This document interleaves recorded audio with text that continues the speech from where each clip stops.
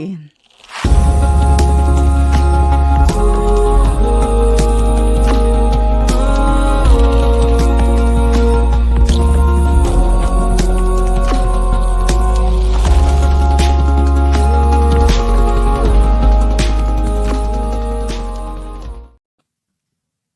Hey.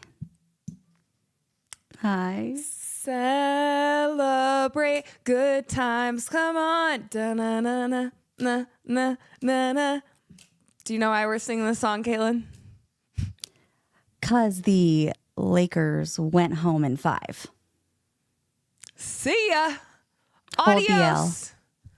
Adios. Listen, L I didn't for know. Lakers or L for losers? No, I'm just kidding. I didn't know when y'all were saying Lakers in 5 that you meant Lakers to Cancun in 5. Slay. That's valid. You did so good.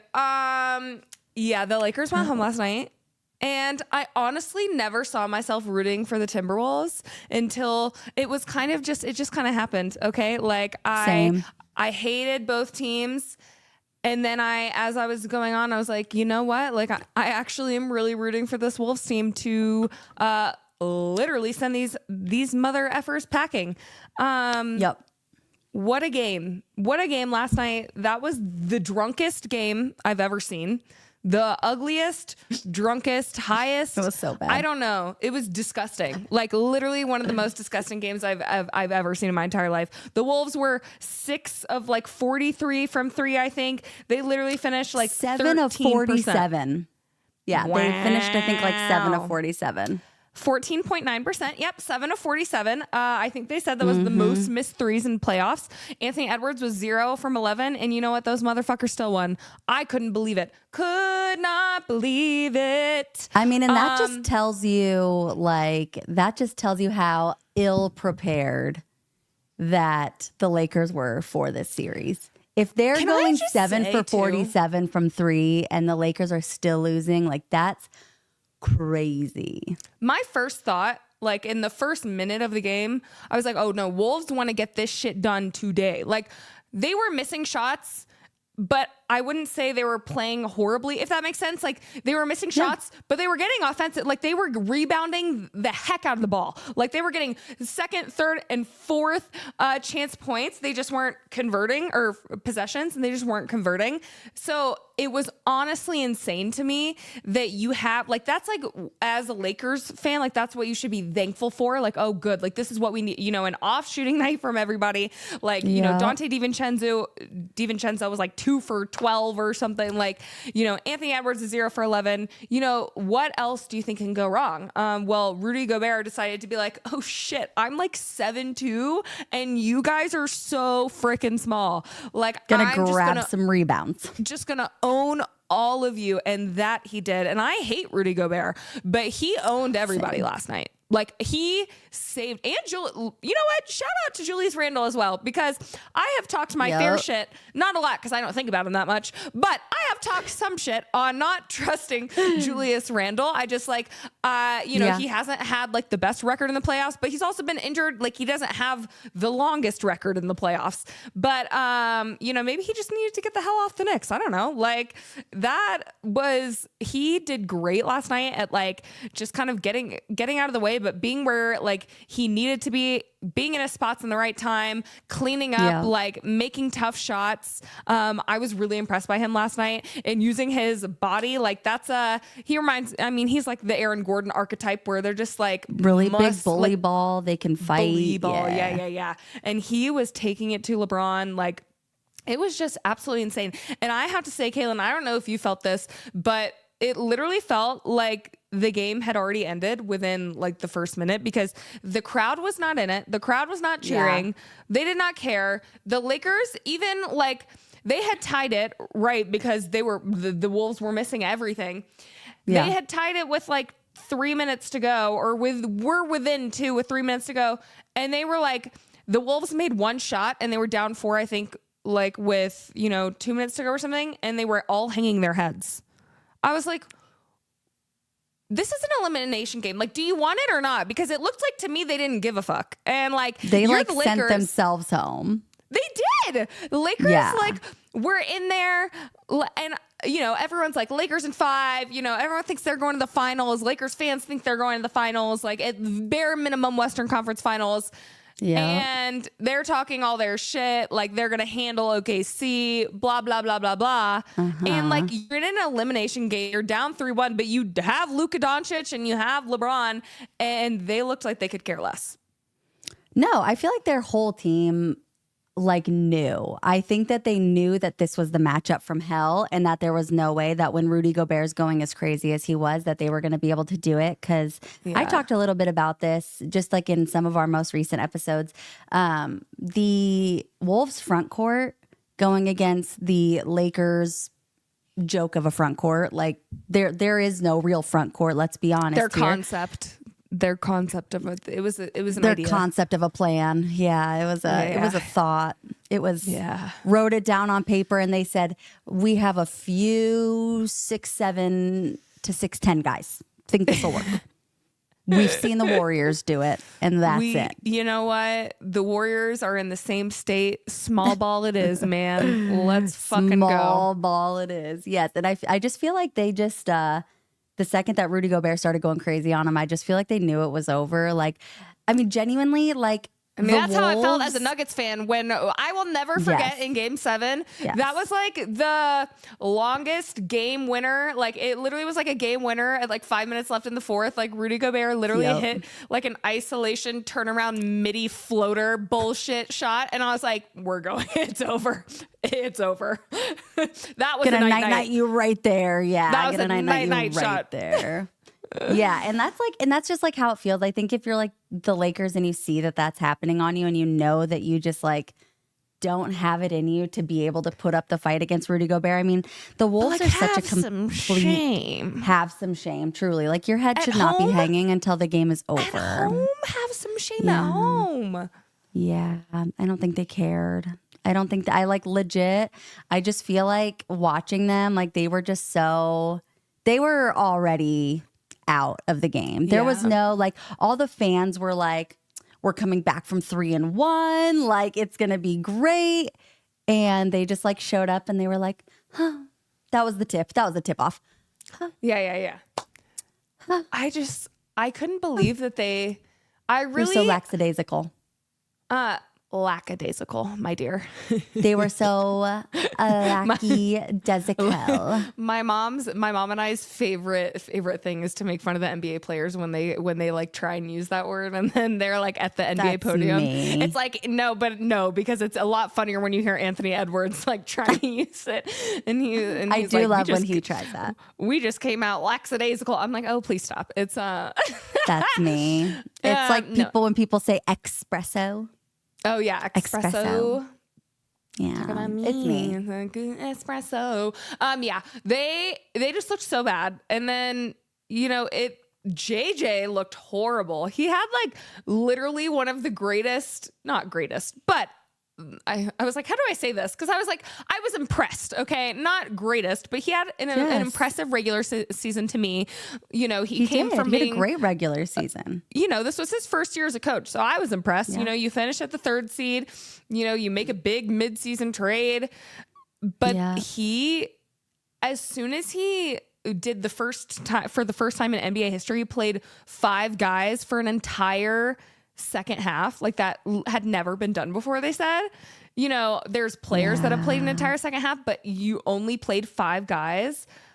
I was like, he's getting outsmarted like by Chris. Like Chris Finch is in his head. Chris Finch is like haunting Chris him at Finch night. is such a good coach. He just is. He's a smart coach. He's a great coach.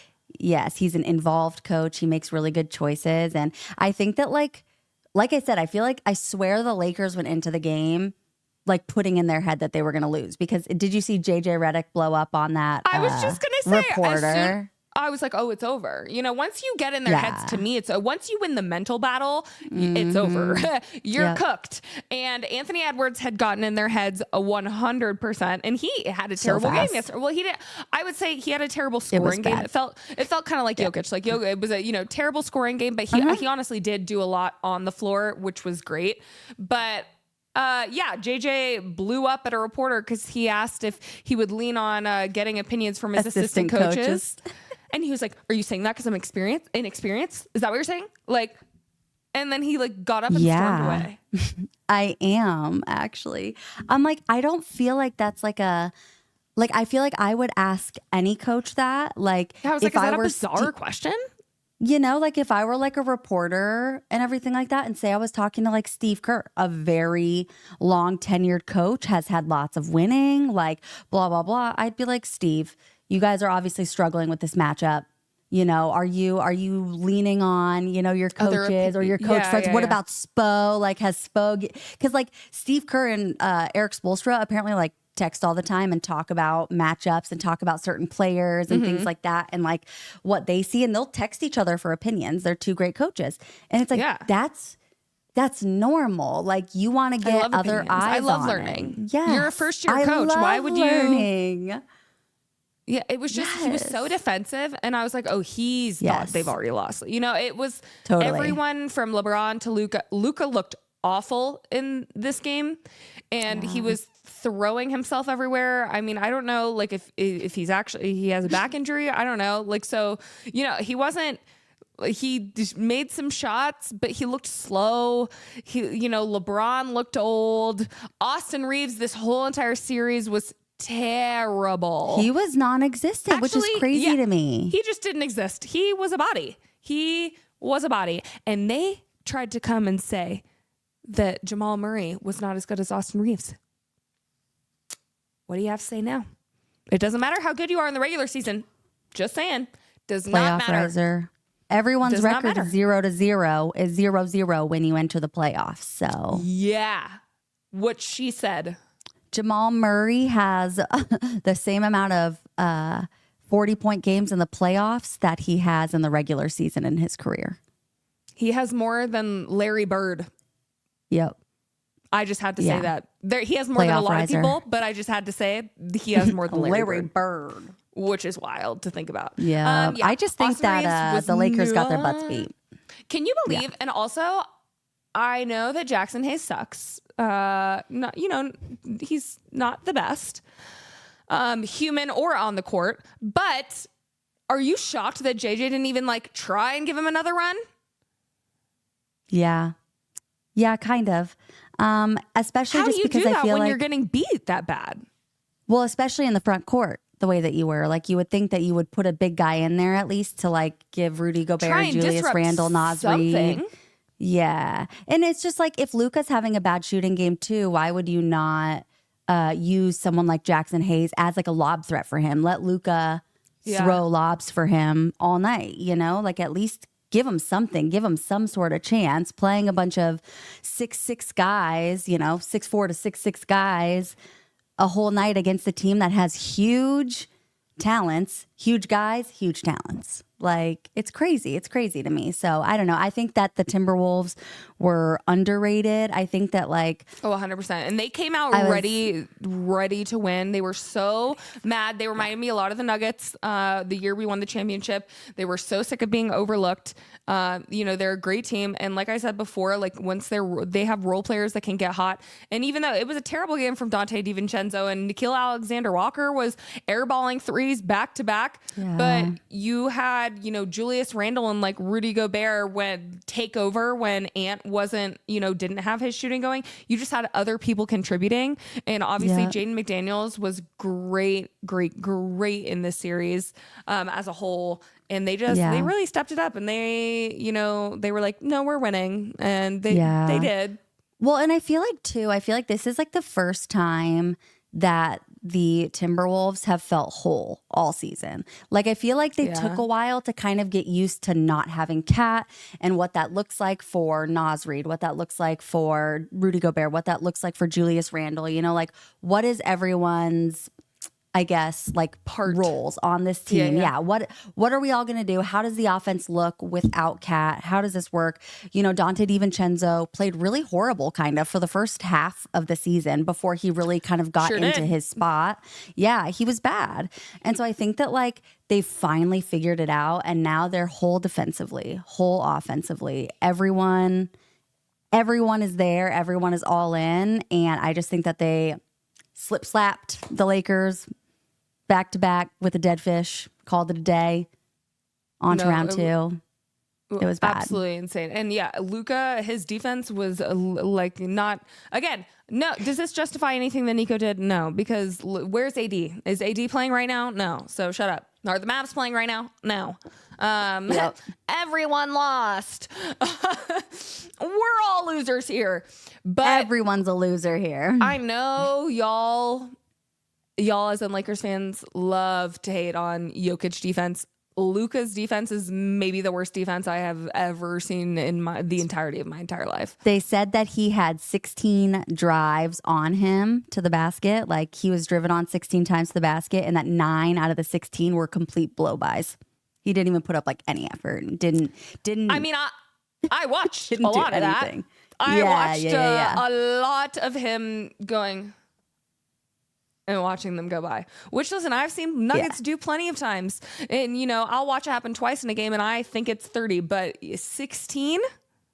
Yeah, 16 times he was driven on, 9 of them were blow-bys. And that's just Luka. So, I mean, that's over 50%. That you literally just let someone drive right past you straight to the basket. Like you can't do that.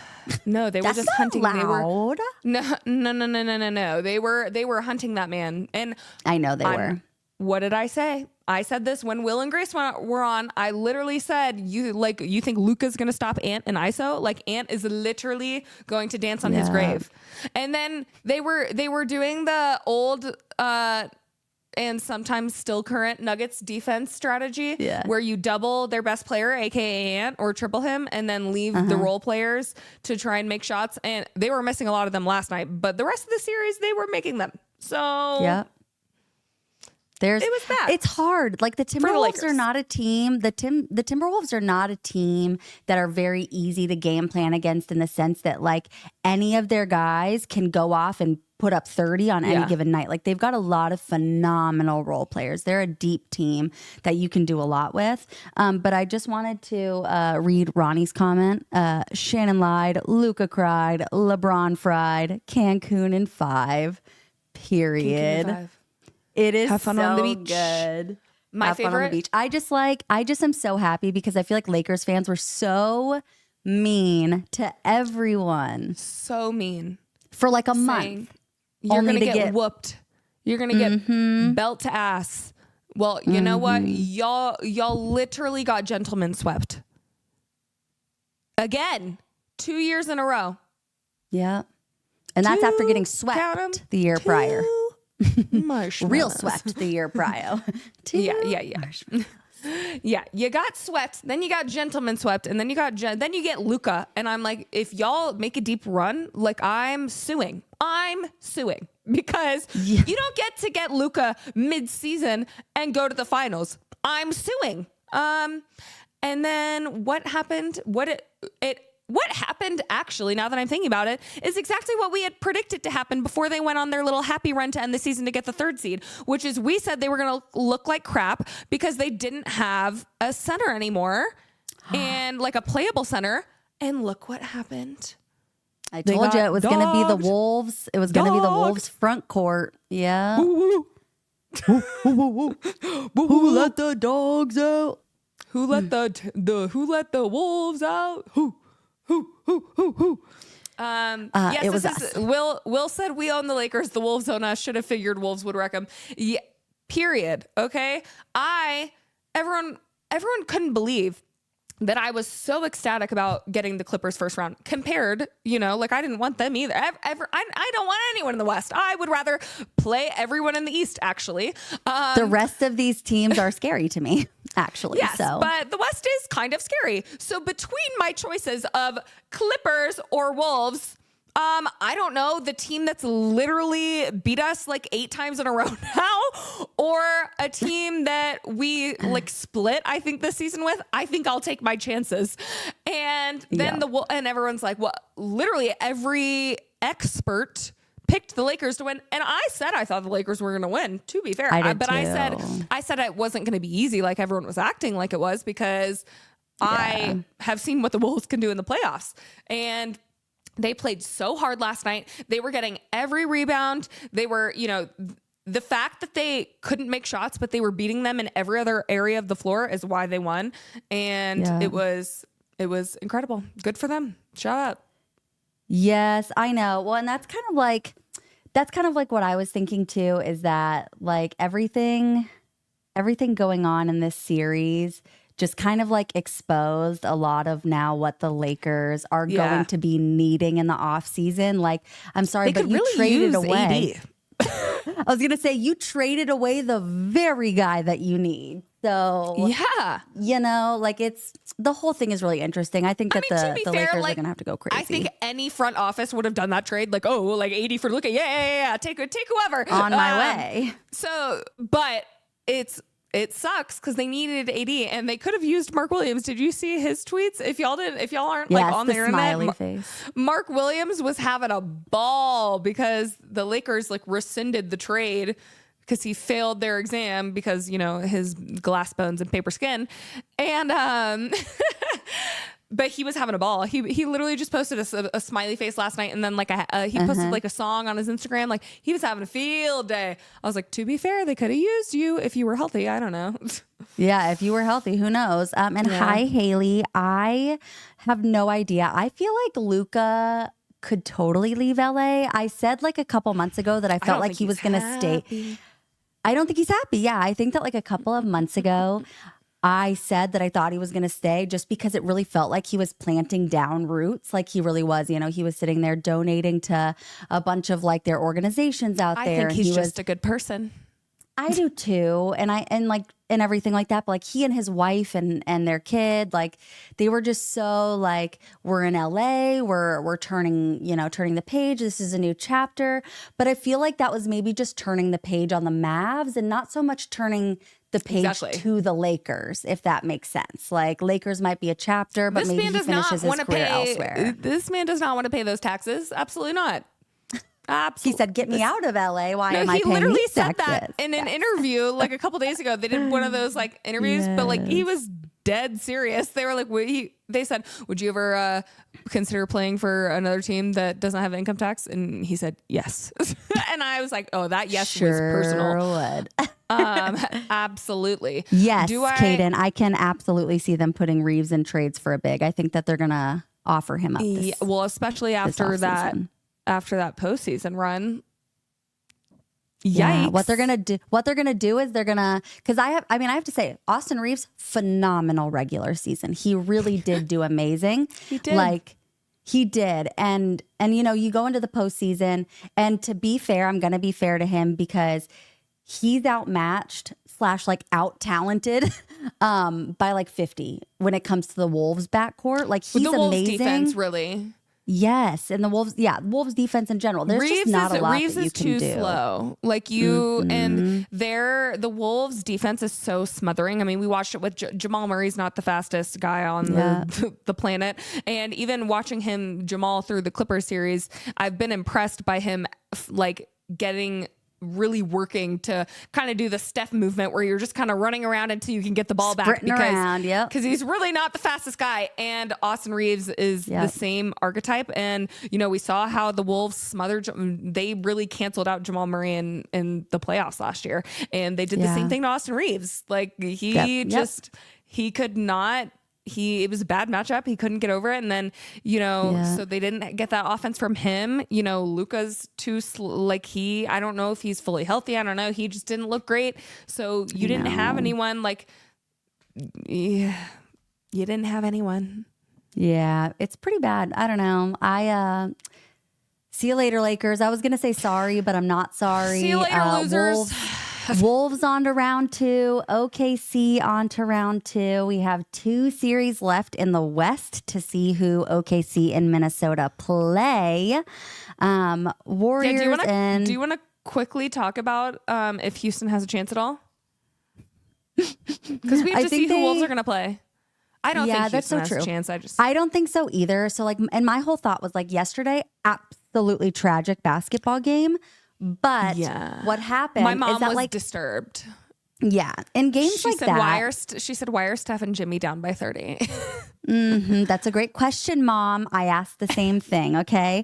Great but question, Kim. my whole thing is that, like, when you have a game like that yesterday, they were saying that, like, in the first half, Houston was literally shooting 92%, like, from the field as a whole. They were just like, Yeah, they Steve were Kerr working. said, he's like, who's Yeah. winning that game? No one's Yeah. winning that. It's like No one when is winning Kawhi that was game. shooting 90%. 90%. No one's winning that game. I explained to my mom, it reminded me of game 6, where the Nuggets could have won with the Timberwolves, and we literally lost by like 40 or 50 and could not make a shot, could not throw a pin into the ocean.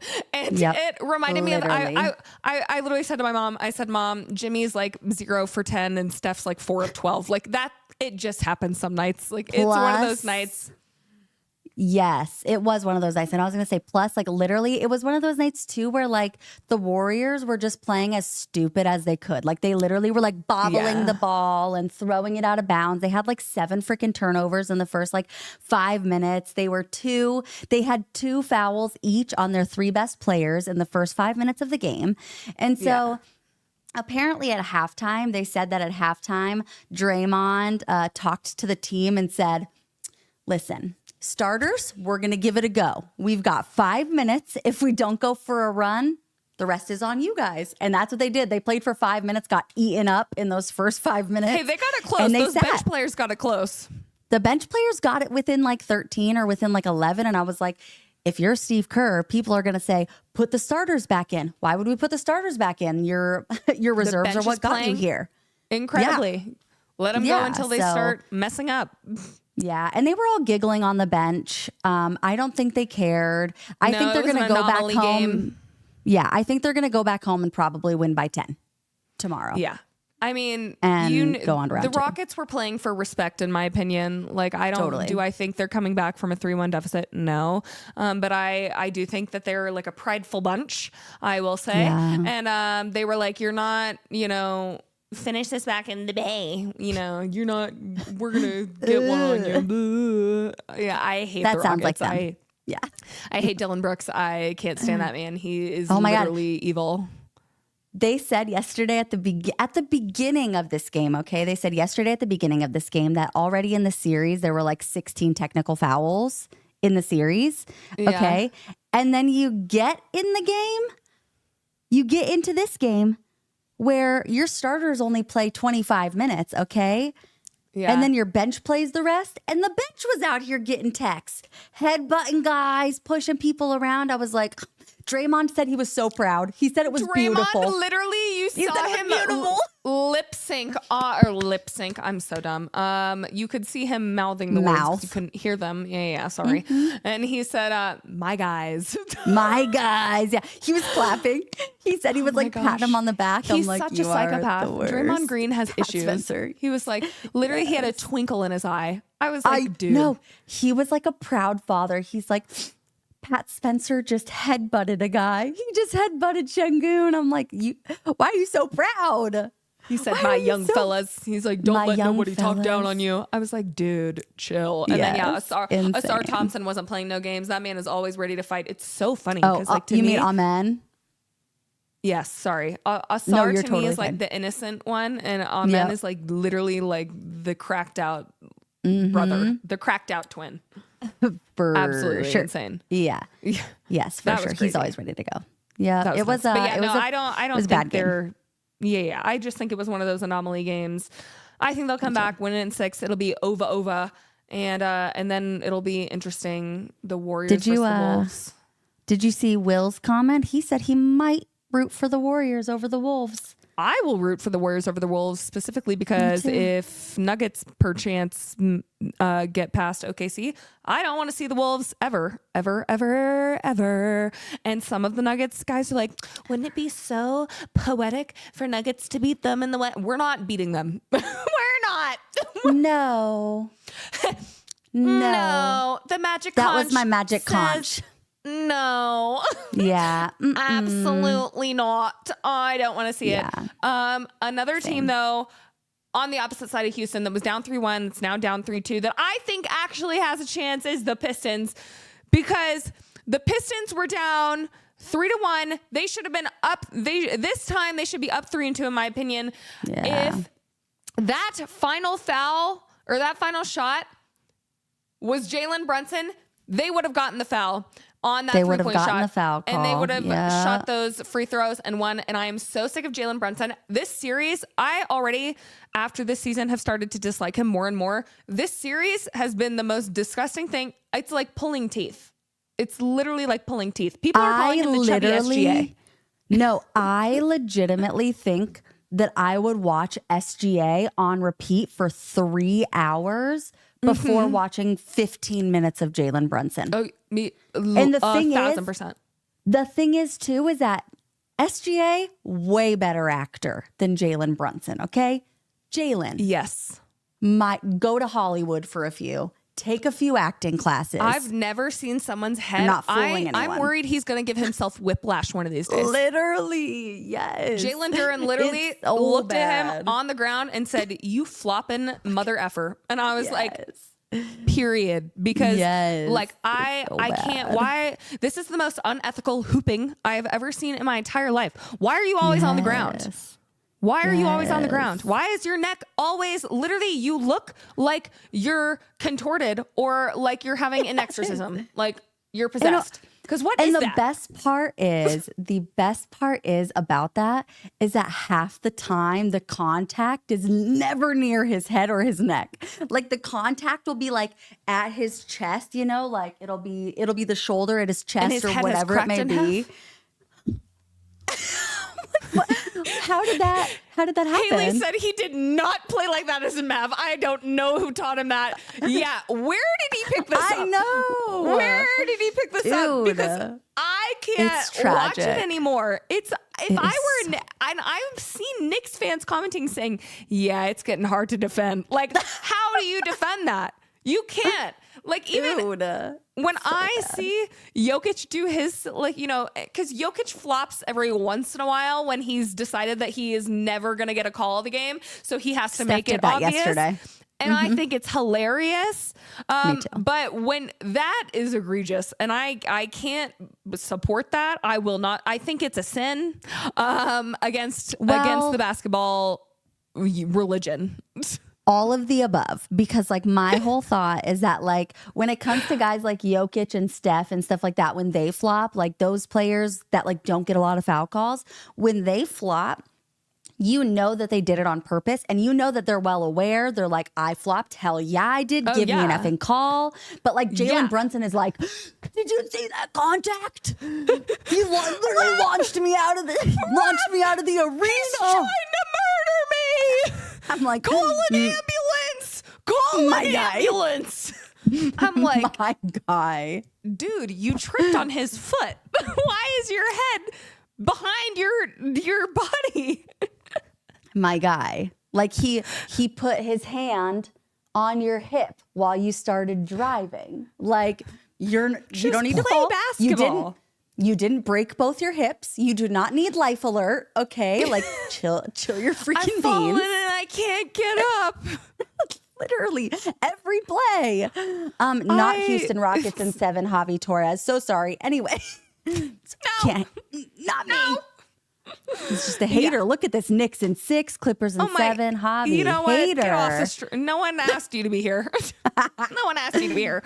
Nice. Yeah, no. It's been awful. I think the Pistons, if any team I think they can do it. Out of all the teams that were down 3-1 could come back, like I think the Pistons are hungry. I think they're angry. I think they like don't want this to end. And even like I will say like Kate hasn't been having the best series, but I just think all of them like are like just have such good team chemistry that they're like, this is not the end. Like we're not, you know, we should be up 3-2. Like we should win this series. We can win the series. I think they're a better coach team and I think they are the better team. And I think the basketball gods don't reward people that act like they're getting cracked in half when somebody puts their pinky on them. So I have Pistons in 7 because I think if anyone can do it, they can do it. And my whole thought too with Pistons in 7 too, because I'm so with you. I think that they can do it. The Pistons, Isaiah Stewart is back tonight too, and that's going to be huge for them just defensively. Like my whole thought though is that like the Pistons know, JB Bickerstaff knows that 2 of these games were decided essentially by a call or a lack of call, right?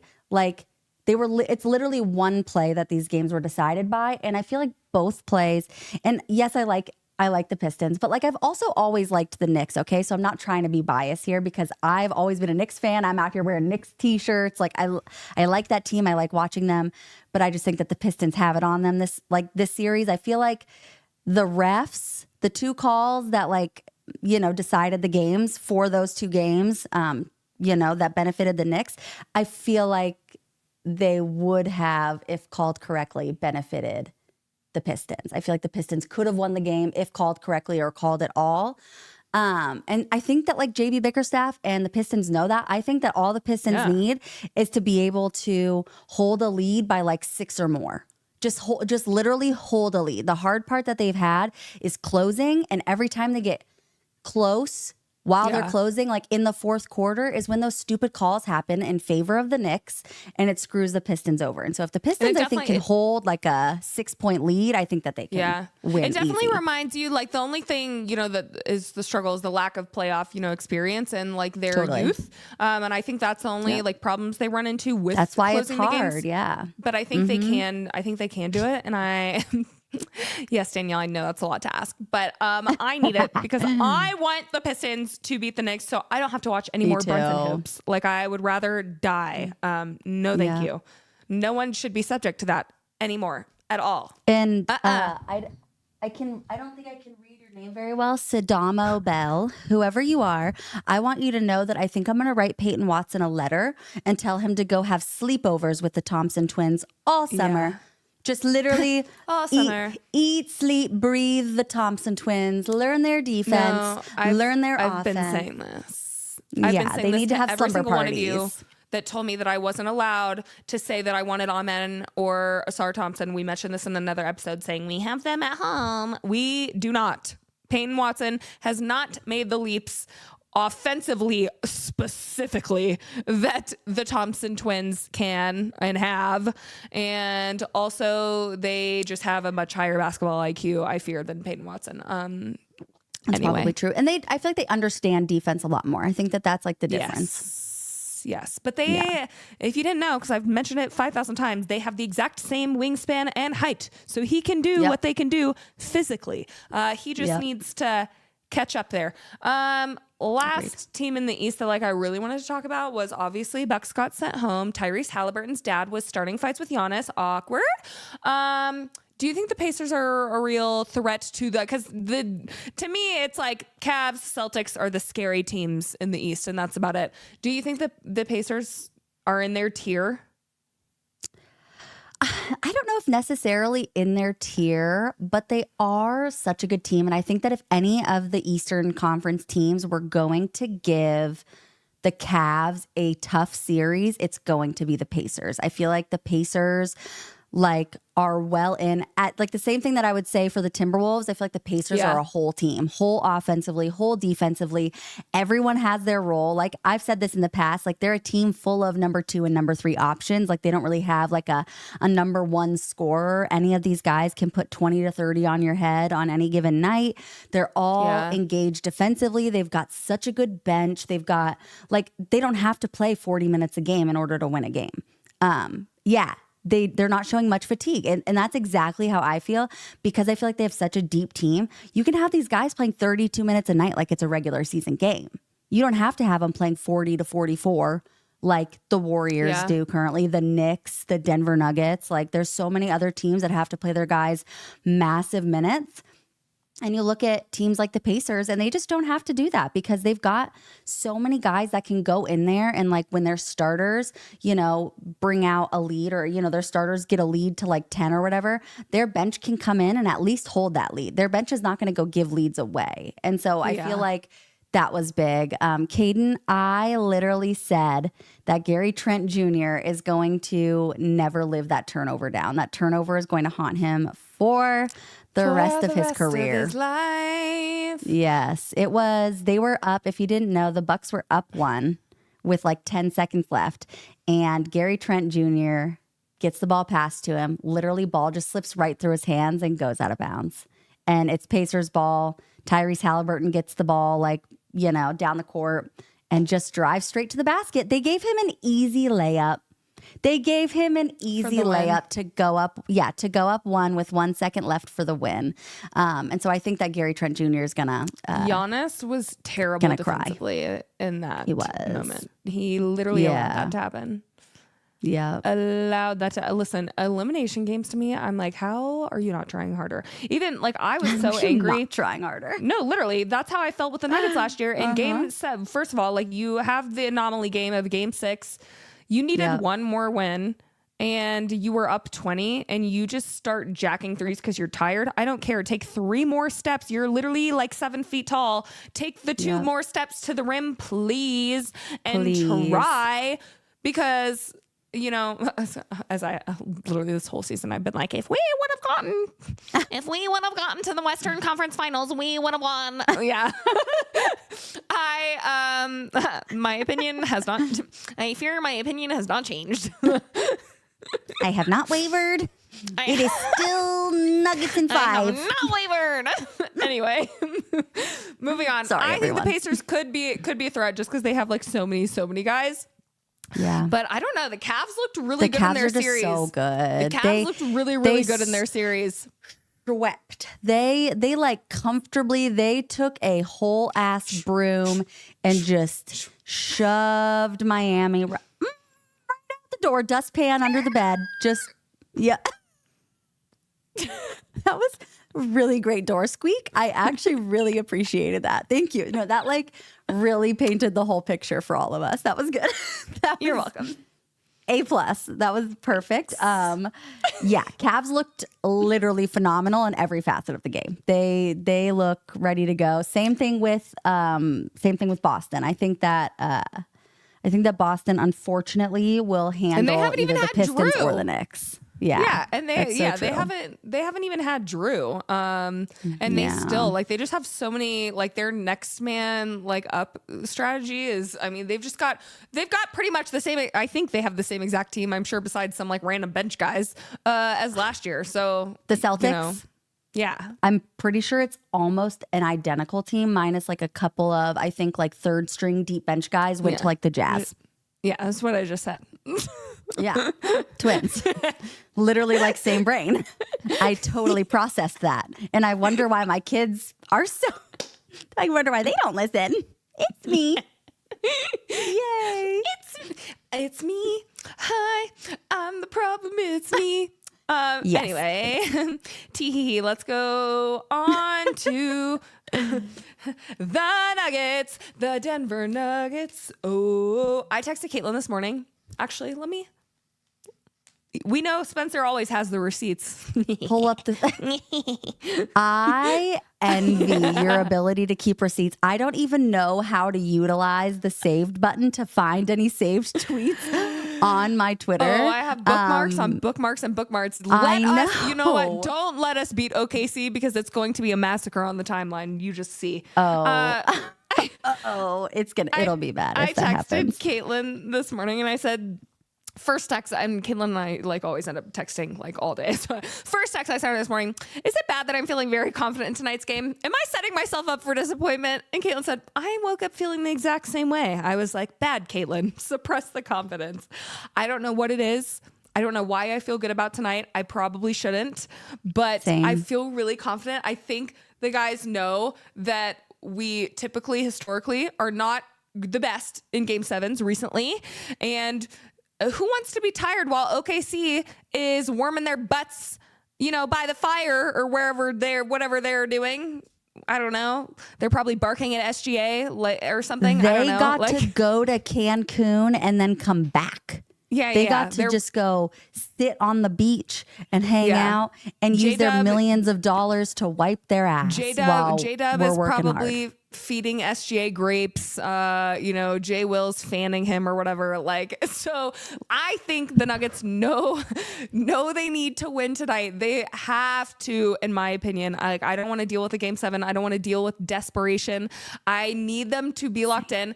I want to say, because we didn't get to talk about it yesterday, obviously, because we didn't film, the Jamal Murray performance from Tuesday night was so incredible and the best I have seen Jamal Murray look since probably the finals run, but maybe even the bubble. Yeah, that was couple his years highest ago. Yeah. That was his highest scoring performance since the bubble. He got in the 30s during our finals run, and he was doing like 30-point triple doubles with Jokic because he's insane. But he looked it got when Jamal Murray is in that mode, because you can see it. Like, he starts when he's playmaking, if I don't know if y'all saw the clip when he passed it to AG for that awesome dunk, but he literally like jumped in the air with his knees. Like, he was so hyped. Like, when he gets in that mode, he's excited about everything. He's like, I'm making shots, I'm making good passes. I love that version of Jamal Murray. He literally had 43 points off of one free throw. Mind you, it was a technical take foul free throw. It was just beautiful, ethical hoops. Like, he wasn't grifting. He was getting around guys. Pure hoops. Shout out to the Nuggets. Other guys, they were setting great screens because, again, like, love Jamal. He's not as fast he's not like an SGA or Anthony Edwards where he's going to beat you off the dribble all the time. Like, he is not the quickest guy. He's speedy. And but that's been some of my issue with him in the past, is that he can't seem to beat defenders, and it really bothers me. So he was really utilizing those screens, doing kind of like the Steph Curry thing where you just kind of have to keep running back and forth until you finally get an open look. And some of those shots he was making were absolutely insane. Like, absolutely insane. It was beautiful. He reminded me so much and like of Steph Curry. And I always talk about Steph Curry because he's like my favorite guy in the whole wide world, my favorite player ever. But like, when you were talking about like the excitement that like Jamal Murray shows when he's having one of those games, I think that's literally part of what makes Steph so great, is that like he almost hypes himself up. Like, when he's in the mode and he's dancing and he's being cocky, like, I'm sorry, you're not gonna pull this man down from his pedestal. He has put himself on a pedestal. He knows he's on. He's like, you're all screwed. On. Yep. And that's literally how Jamal was. He was so good. And I hope that he continues that. I feel like it took him a while, especially this year, to really find that side of him. And so I hope he kind of sits on it for game 6. And that's, I think, part of what it was great. What makes me feel confident. And I think it's great for his confidence because, like, I know I was joking and everyone's saying he was aura farming so hard last year because he wasn't good in the playoffs. Like, he was not good in the playoffs at all. He made game-winning shots, but he was like 4 for 20. Like, he was not the Jamal Murray that we know and love in the playoffs, and it was really scary last year. And so I think all of us, especially with like the first couple games, we were waiting. We're like, okay, like, we need Jamal Murray to be Jamal Murray, because if we have 2 postseasons where he's not showing up, like, we're screwed. And I don't like, and it's, everyone kind of said that. They were like, did Jamal Murray just have like a couple good seasons? No, playoff Murray was back. He said he had his daughter there with him before the game, and he said it actually, he said it was funny. He didn't even finish his pregame routine, and actually he didn't think about the game at all because he was just like playing with her on the court. And I'm like, is she in LA? Bring her to LA. Bring her. I think he really just kind of got out of his head. And then, to me, Jamal Murray is one of the most rhythm players ever. Like, he needs to see, like, to me, if Jamal hits 2 shots in a row, he flips that switch. Like, if he gets 2 immediate shots in a row in the first, if he gets 2 shots in a row, he's going to start taking them. And he had like, what, 8 3-pointers, 9 3, like, he had 8. He was amazing. 8 of 17, I think. What did we say the other day? Like, we needed the Nuggets to shoot some like more 3-pointer. We didn't need them to be the Celtics, but just shoot a little bit more. And I love when Jamal, like, I think Jamal is an incredible 3-point shooter, and he, for some reason, just doesn't have, especially this season, really wasn't taking a lot. And so it felt really good to see him take that much volume of threes, because it helped us so much. I love how the guys attacked that game. Even we had a Jokic like 4 for 12. You know, like, Jokic was not efficient by any means, but he was having his best game where he had like 12 assists. You know, Mike is somehow better with one arm. Somehow better with one arm. Take that arm to his side. Freaking shark attack. Don't care. He called for a lob. Did you see him? He literally called for a lob like this and couldn't even lift the arm. And he went, He literally threw it like, Yep. Yeah, just tape it to his side. We don't need it. Forget? I feel like he forgot because that's one of those things that happened to me when I broke my wrist and I was just doing random everyday things. I forgot my wrist was broke. It's just like something that you kind of forget. So him having a random joint sprain and he's in the middle of the game, he's not thinking about it. I genuinely think that he was like, me, and then was like, oh shit. And it was like, ah. You know how many times a day that happens to me on like a normal basis with my right arm? Catch me picking up a jug of milk, a gallon of milk, and just literally like throwing it on the floor. I do it all the time. It's totally normal. But he, are so right. MPJ is constantly accident. Like that is the most hilarious. I don't know if y'all saw the video of him walking like this. I think he. If y'all haven't seen that video, please go. Like he's literally like his head was back here, and he started walking like this. He's like shuffling his feet too. Like it was the fun. I don't know what happened. That man is on some anti-inflammatories for sure. That man is on anti-inflammatories. I don't know if he's on. I don't know if he's on perks or what. I'll have to ask my mom what they put him on. Because that shit is hilarious. Oh my god! In his post-game interviews. In his post-game interview, they asked him, they said, you know, like, did you know you weren't supposed to get off the bench? He went, sorry. I didn't know that rule. I was like, you did? He said, oh, my bad. And started giggling. I'm like, he's giggling in an interview. This man, like, high as a kite. High as a kite. Oh, my goodness. So funny. But I think the guys, like, really just have kind of played together. And then, shout out Russell. We needed him, and sometimes we get scared to have him, but we like can't win these series playing Jokic 45 minutes. Like we're going to run him into the ground. And everyone needs to buy in, and he did. Everyone needs to buy in. Russell came in and scored literally 20.22 or something insane off the bench. I got you. I'll look it up. Yeah, and the bench had in the previous game like 4 points. It was a nightmare, but they did. Yeah, they had 4 points. That was disgusting. That was sickening. Are you not embarrassed? Are you not embarrassed? He had 21 points, 1 rebound, 1 assist. Rebound, 1 assist. I don't care. I will take the scoring. Care. Yeah, CB, great game. He was doing it. Huge. 12 rebounds. If you were wondering where James Harden went during that game, he was in the Browntown City Slammer. Let me tell you, that man CB is in his head. If you could not tell by the fight that occurred, the City Slammer. Okay, if you couldn't tell already, CB is in that man's head, all up in it. He pissed him off clearly. That's why Nuggets had a foul to give. You know, the other game, and then CB gave the foul that we had to give. He giveth, and he giveth, Harden, and he taketh away. He was so upset. For why? Because he was getting his ass locked up. That's why. This is basketball, James. Basketball. Okay, Yeah, people how are supposed old to are you? defend you. You're gonna cry over a take foul? Please stop. Please stop. So he's sad. I think Christian Brown has fully ruined his psyche. Love that for us. Good. And good. And it really Do it felt again. like last game, CB was able to have his defense on 10 and then also be able to knock down some shots, which is what we need. We needed him in that KCP role specifically for this series. Like we need you doing like hitting those random 3-pointers, and his shot's good when he's not hesitating. When he hesitates, that's when it doesn't go in. So I'm so proud of CB. He's done so amazingly for us. And Peyton Watson came in like a few minutes, gave one of our guys a rest, and he was a +2. He didn't really do much. I think he blocked a shot, and then he converted a dunk, which rarely happens. So period. I was pleased with the Nuggets, the bench. We have like 6.5 real guys. Yep. It was pretty impressive. We even put in our bench for 2 minutes. So how about that?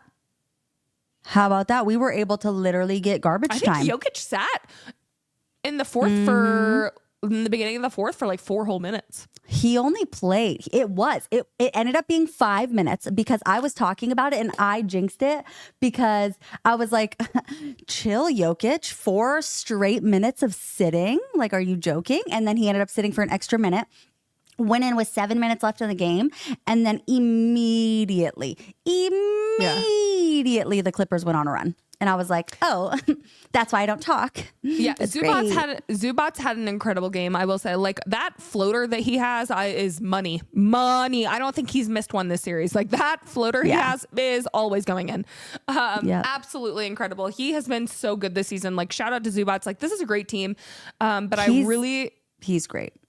I was so impressed by the Nuggets to not let it totally slip. You know, like we gave up a little bit of the lead and then we would recalibrate, you know, like readjust, get our bearings under us, slow it down. There were like 3 whole possessions that my eyes started twitching. I was like, it like got down to 8, but then, you know, we'd get it back. We'd get it under control. Like Jokic or Jamal would kind of dribble the ball for a little bit, let everyone like stop freaking out, you know, slow down the pace. And it felt really, really good.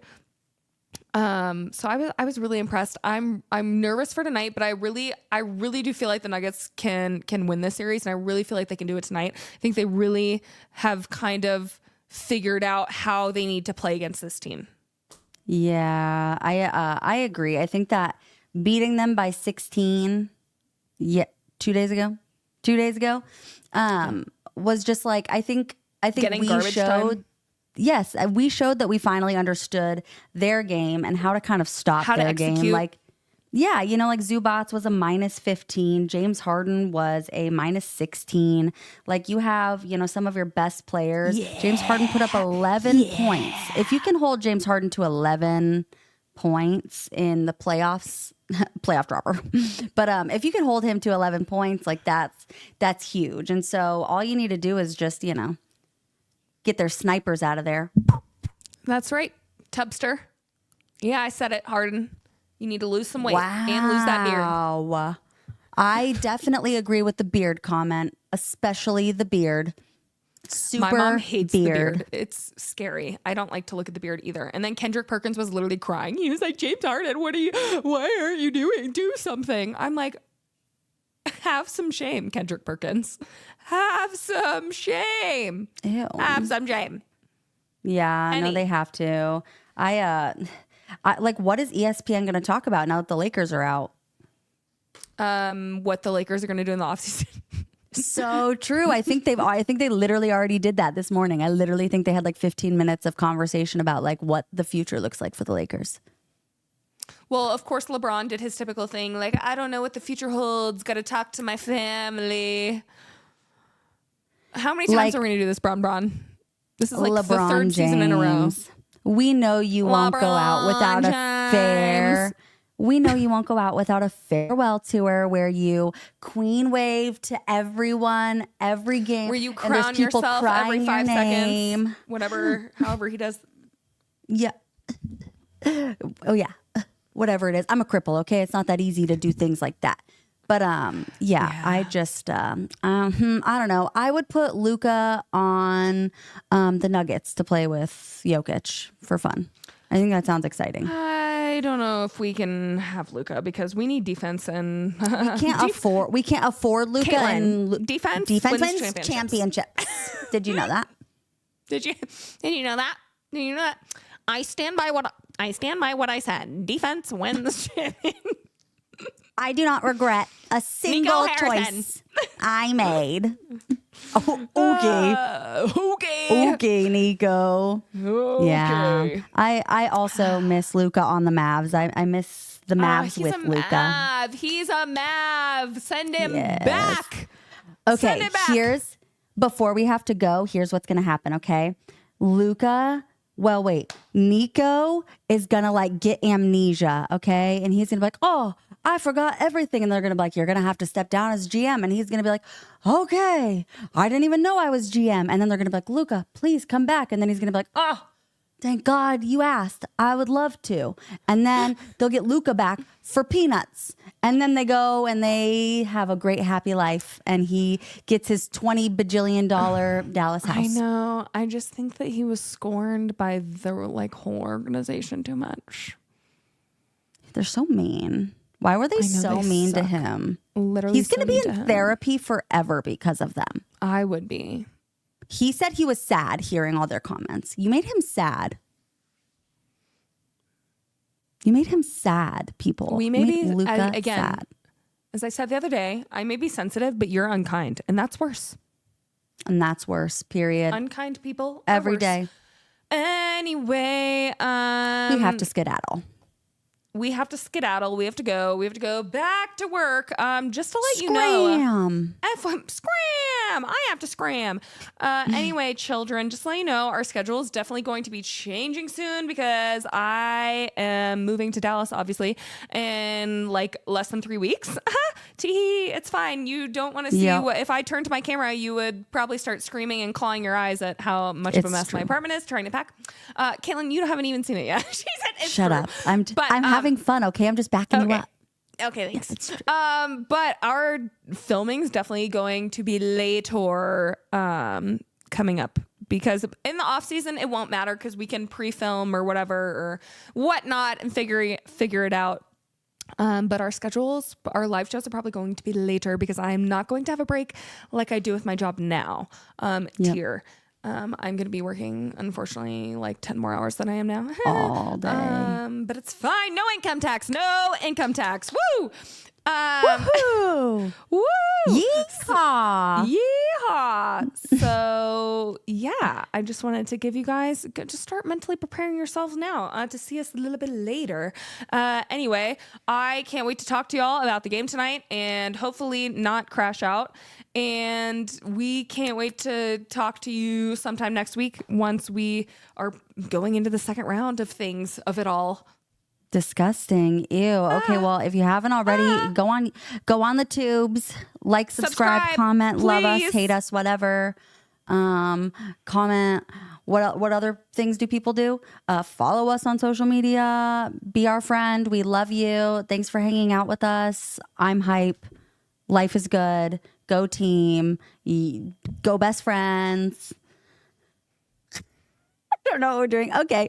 All right. Well, thanks for being here. We love you. So happy you're here. We love you. Bye.